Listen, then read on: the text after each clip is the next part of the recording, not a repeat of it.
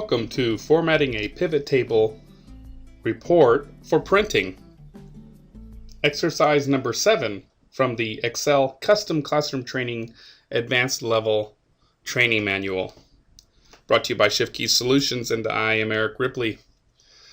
Alright, so this video tutorial is a continuation of the last tutorial where we modified our pivot table data to display only the fresh fruit Washington, and then also show side by side the price level 0 and price level 12 next to each other against 2008 and 2009 years.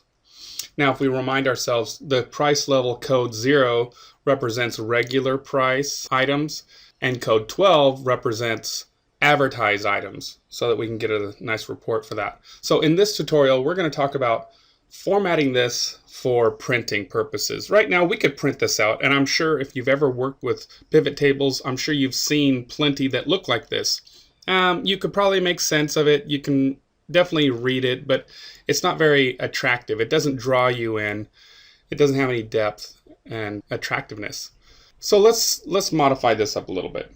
The first thing we want to do is remove our field headers. So I'm going to come up to my Options tab, and then over in the Show group, I'm going to click Field Headers button, and it removes those. It's already looking better. Next, I want to format this range as comma style. Now, if I select this range, I can certainly right-click on this, and in my mini toolbar, I can click comma. It'll format that accordingly. Now, whenever you get the railroads, what does that indicate? What does that tell us? Do you remember? It means that there are more numbers to be read. That's all. I just have to auto-fit that, and there they are. Auto-fit that, and there they are. Now, that works, and it makes it look a little bit more pleasant, and I can make sense of it as the commas in there at the 1,000 mark place. Next, I want to format the grand totals here. So I'm going to select B20 through E20, and I want to apply a accounting format to that, meaning the $sign on a hard left. So I'm going to right click on that, and here's my mini toolbar. There's my $sign. That's accounting number format. My screen tip tells me. There it is. Now again, I'm just going to auto fit these columns. There they are. Then in addition to that, this grand total column is a little unnecessary for our report. So I'm going to remove that. I'm going to right click on the grand total and just choose remove grand total. Next, I want to apply a style to my pivot table here. So I'm going to click anywhere inside here, and then I'm going to go to my design tab, which is my pivot tables tool contextual design tab. And then here's my gallery for styles. I'm going to click the drop down here, and I'm going to come down to the medium ones because it gives a little more depth and richness, little sharpness to it. As I cursor over any one of these, I can see a preview in the background. For that matter, I can look at these. It's not as sharp or crisp. These are very subtle. Well, I want some sharpness to it. So in our training manual, we've been asked to select the pivot style medium 9. So I'll click this. There it is. That looks nice. Next, I want to give these cells here a name so that I understand what this column of information is and what it represents. Obviously, it's 2008. I can clearly see that. But what is the 0 and what is the 12? So I want to tell people who might read this what that is. So I'm going to right click on this, choose Format Cells, and then I'm going to come down to Custom. And here in the General type, under Type in the General, I'm going to type in regular price, but I want to surround it, begin it and end it with a quotation. Without the quotation, Excel won't recognize it. So I'll click OK. There it is. Now it says regular price. Now when someone looks at this, they go, oh, okay, this is regular price items.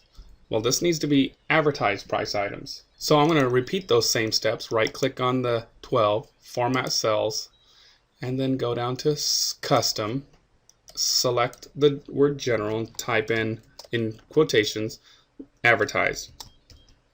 And then click OK. There it is. Now, I've had people say, well, why can't I just click in there and just type in regular price? You certainly can.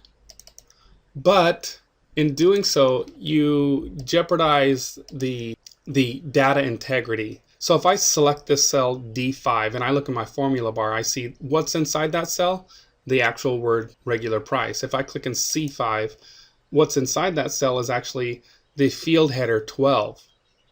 So it keeps my data integrity in place. So I'm going to undo this, do it again, and now I'm going to go through those same steps. Better yet, a quick and easy way is I'm going to select B5 and go to my Home tab here and choose Format Painter, and then click D5. Then auto fit it. There it is. Now, in doing that, it didn't change the actual field. It changed the name of the field to regular price, whereas the field is still 0. Okay, so I'm going to do the same thing with my advertised field header. I'm going to right-click this, go to my Format Painter, my mini toolbar. Same difference, it's just a different way of getting to it. There it is. So now as I select each one of these, I can see that the field header still remains as 12, but the label for it, the name of it, changed. Next, I'm going to add a title and a subtitle to my little report here. In cell A1, I'm going to type in Apple Sales Comparison. I'll press enter and come down to my subtitle and type inside there second week in February - 2008 and 2009. Now when I'm finished with that, I'm going to select these two and format them to be bold, and then I'm going to merge them across to column E. So I'm going to select A1 through E1, merge and center, select A2 through E2, merge and center. So now I have a more robust, and for that matter, a professional looking pivot table report. Now if I go to print this off, I can get to my print preview.